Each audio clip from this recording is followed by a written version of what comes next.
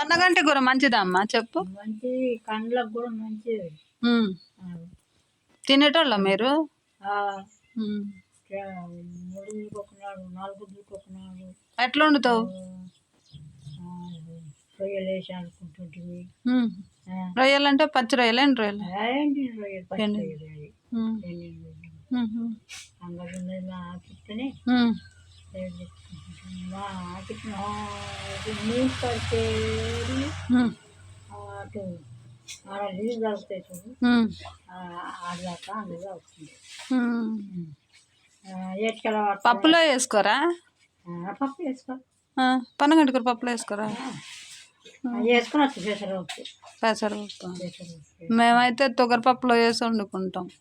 టమాటాలు, చింతపండు, జీలకర్ర, అల్లం వేయాలి, ఎల్లిగడ్డ వేస్తారు, మెంతులు అయితే మంచిగా ఉండదా? కమ్మగుంటుంది అది పెసరపప్పు. పొన్నగంటి చూద్దామంటే దొరకచ్చింది ఉంది అక్కడ, మస్తు ఉంది. అవన్నీ తెమ్మంటేనే వచ్చేసే టైం అయిపోతుంది.